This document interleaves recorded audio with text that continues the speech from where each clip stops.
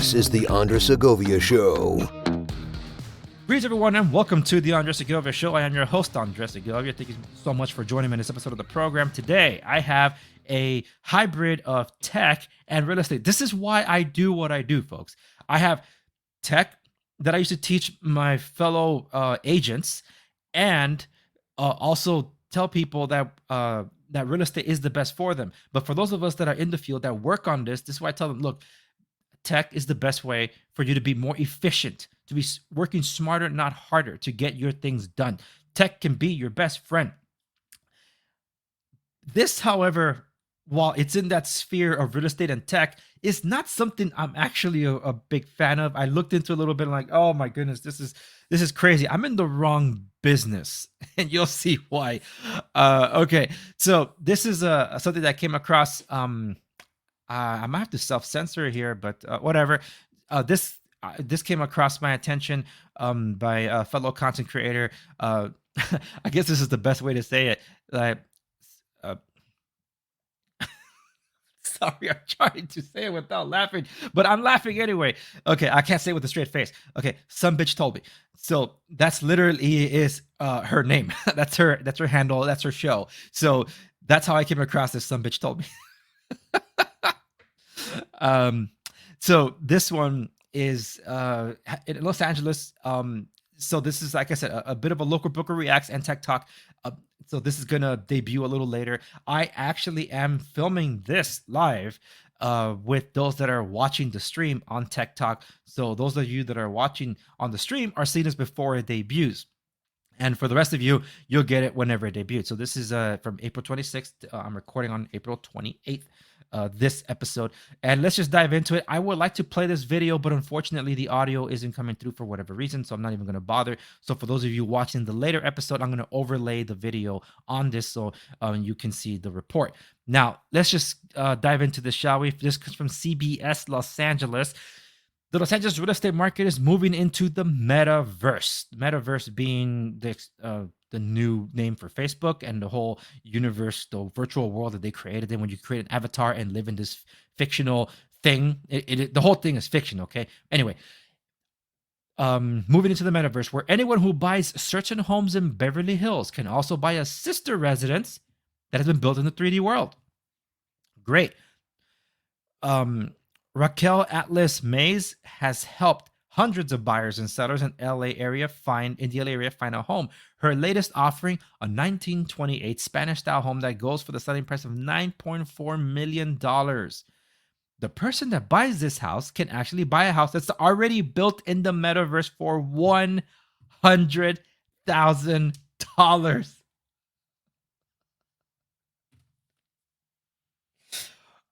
That's $100,000 extra for a home in the virtual world, also referred to as the Metaverse. What the heck? What the heck? Oh, man. Okay, there's a lot of interest in the Metaverse, actually. There's $4 billion that has been spent in the last year, so it's very popular. What the heck? Alex Yates is the co-founder of Letty, a metaverse developer. You're not a metaverse developer. You're just a 3D programmer that says you built oh my goodness, you built a virtual tour of a house. My goodness. Right now we are walking through the central land, checking out the property, Yates says, as he provided a virtual tour. Exactly. Agents provide that on the MLS and Zillow. Now you're telling me that you can own it? In this case, for $100,000, freaking A. It's like these Minecraft folks that built Westeros, that built a Nintendo, that an actual working computer, things in the world of Minecraft. It's like, hey, this is how you can truly make the money. Oh my goodness. Once the buyer buys the house, we will develop the interior for them. Oh my God, I'm not going to be able to get through this article. Look, no offense, yo. I am not into non-fungible tokens. Do I believe in cryptocurrency? Hey, I believe in having a digital cash coin. Yeah. I also understand realities. There's no electricity. There's no way to use it. Okay. unless you're putting it on a stick and like a SD card or whatever and moving it somewhere else. But that's not the point. The point is, if it's not tangible, I truly don't care. So you're telling me I can own a virtual house that I cannot live in, that I cannot touch, I cannot furnish with something that I have here. I cannot put my mug on it. I cannot actually use the coffee machine in the virtual world to make a coffee and then drink it in the real world. You're telling me I'm gonna spend maybe $100,000. You will develop it for me. Holy smokes. People will be able to have their friends from all over the world for a virtual gathering. So you're telling me I could just make a glorified Zoom call that can move in a 3D space, or a Facebook invite? Oh my goodness. This could have NFTs displayed in the house. They could have furniture changes. Oh my goodness. I'm not going to get through this article, folks. Oh, I'm in the wrong business. Okay. I don't even know if I could pronounce his name right. MTATS compared the concept to the internet in 1994, saying that metaverse homes will only continue to grow in popularity. We are looking at Gen Z, millennials taking over. More than 85% of Gen Z and millennials play video games. So the virtual world is very familiar space to them. Wow. Okay, so you admit you have no idea what you're talking about. There's a difference because they play video games.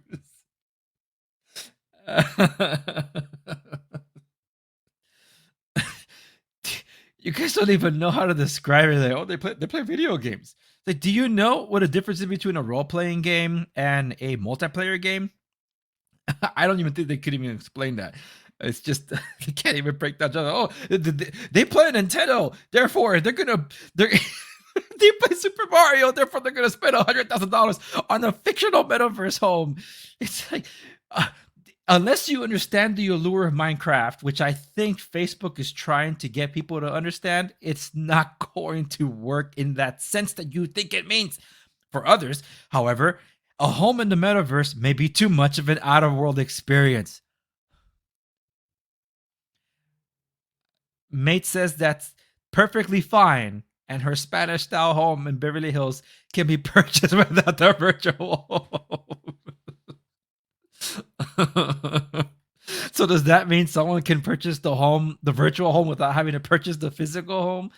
Oh man, this is this is not a Brave New World. Ever since The Matrix came out, I'm not I'm not trying to knock the business model, okay? Look, if there's this is like, if they build it, they will come, or they see any felony. This is just people trying to cash in on the whole metaverse craze that isn't really a craze among my people. The people that I know don't care about metaverse, because metaverse is Facebook. They're not on Facebook.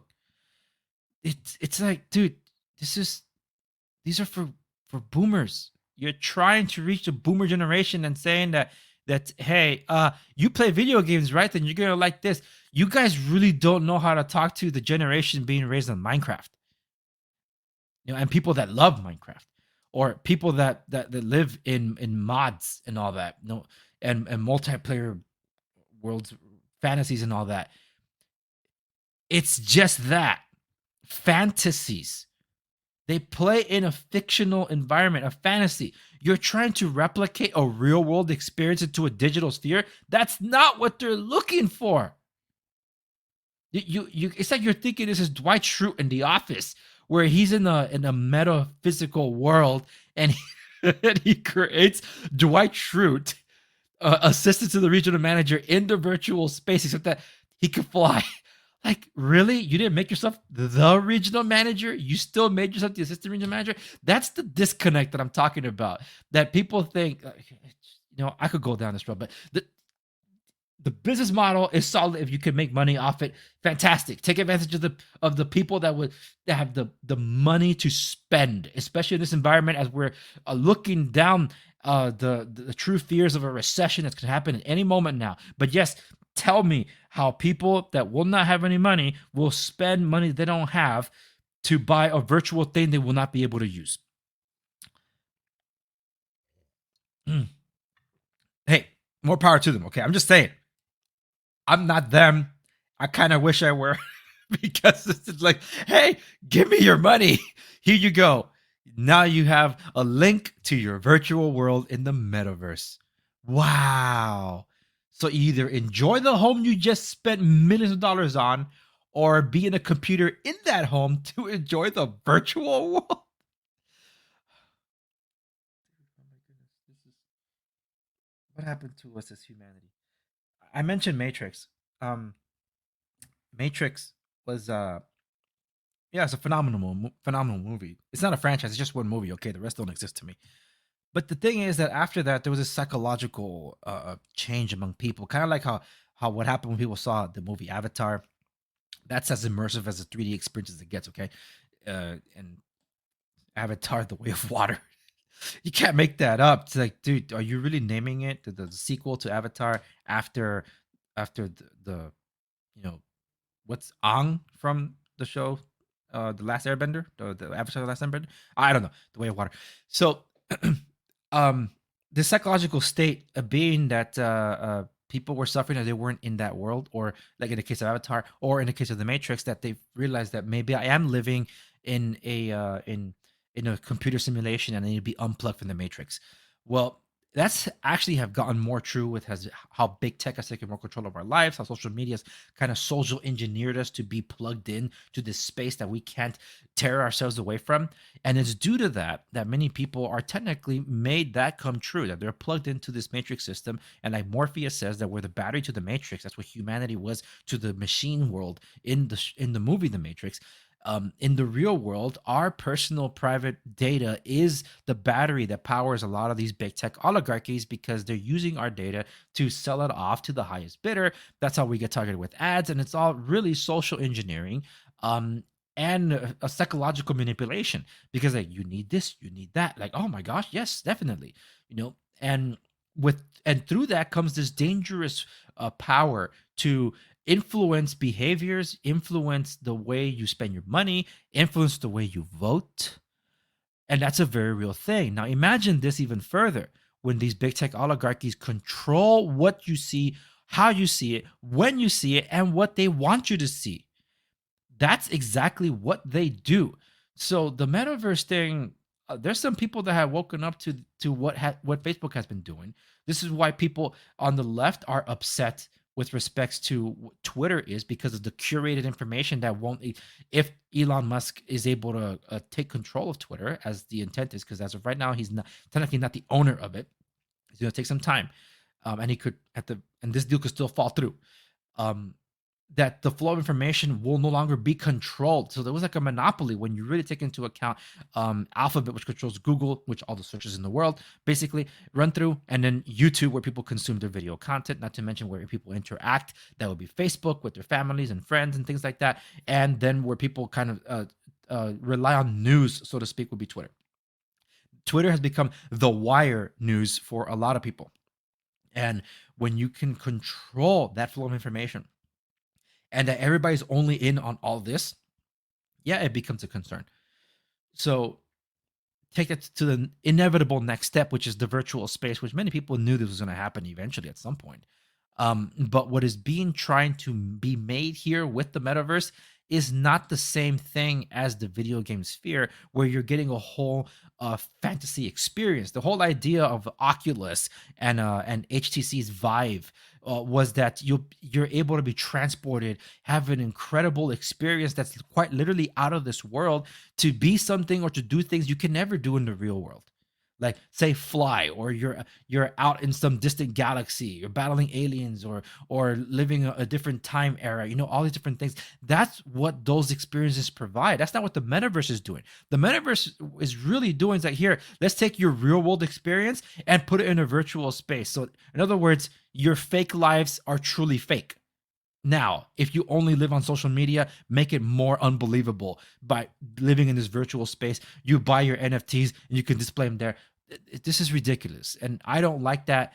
That I love technology. I love that it's an extension of our hands in a way that we can achieve more, we can do more, we can be in more places, so to speak. It connects us better to other people around the world.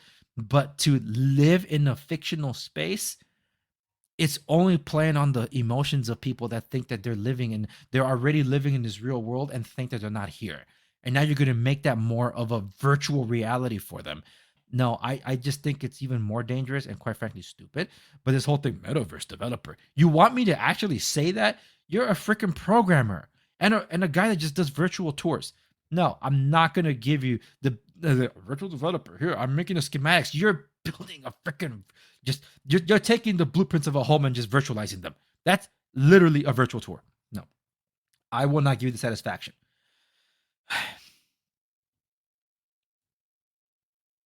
This is just ridiculous. Augmented reality. Anyway, this is really not where I thought I was gonna go with this episode, but that's the episode of my local broker reacts. Thank you so much for watching whenever you're watching. For those of you that are watching this when it goes up later and not live as I'm doing this on Tech Talk, I'll be overlaying this video because I want to see the video clip, but the audio for some reason isn't coming through. So I'm just gonna screen capture this and be able to share it then. For those of you that tuned in all the way from Tech Talk episode 27, thank you so very much. I really appreciate you all. And this is when I did that. So you can look at the clock, see when I did that. And if you want in on these episodes way before they even drop, that's where Locals is. My Local Broker Reacts episodes drop on Locals sometimes months before they even drop on the main show. That's because of scheduling things, and it just makes it easier for me to have content that I want my fans, true fans, to see. When I say true fans, those that really want to see and support me can go to Locals. So anyway, that's where I'll leave it. Thank you so much for watching this latest. I'm twisting my words here. Sip of coffee. Hold on. All right, better. Thanks very much for tuning into this latest episode of the Andres Segovia Show. Remember to like, share, subscribe, stay to know. You can go to my website, www.segovia.com. Find ways to support the show by clicking the support the show tab. Where you want to tune into my program or where to tune in, there's a ton of places you can watch or you can tune in to this. I'm across at least 6 different video platforms, not to mention across all of these podcast distributors. So there really isn't an excuse for you not to know about my podcast. So in response to someone that left a comment on my Instagram, says, bro, you have a podcast? That is sad. Yes, it is sad that you didn't know I had one. So thank you so much for tuning in, and I'll see you in the next one. Imagine spending 6 figures not on a physical house, but a virtual one. LA real estate market is now moving into the metaverse. That's right. Anyone who buys a certain Beverly Hills home can actually buy a sister residence that's been built in the virtual world. KCAL 9's Chris Holmstrom explains. Welcome to the Beverly Hills Meta House. We went live on the market last night. Rochelle Atlas Mays has helped hundreds of buyers and sellers in the LA area. The latest offer, this 1928 Spanish-style home. The selling price, $9.4 million. So the person that buys this house can actually buy a house that's already built in the metaverse for $100,000. That's right, $100,000 extra for a home in the virtual world, also known as the metaverse. There's a lot of interest in the metaverse. Actually, there's about $4 billion that have been spent in the last year. Yeah, so right now we're live at 607 Beverly Hills Meta House. That's Alex Yates. He's co-founder of Letty, a metaverse developer. Once the buyer buys the house, we'll develop the interior for them. Still confused? His partner, Mark Mtiaz, helps break it down. People would be able to have their friends over from all over the world for a virtual gathering. They could have their NFTs displayed in the house. They could have the furniture change. Mtiaz compares the metaverse to the internet in 1994 and says, like the internet, it will only continue to grow. We are looking at Gen Z, millennial basically taking over.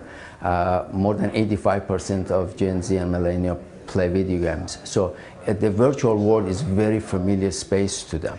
But for some, it may be too much of an outer-world experience. Rochelle says that's okay, and that this Beverly Hills home can also be purchased without the virtual one. Chris Holmstrom, KCAL 9 News. Virtual?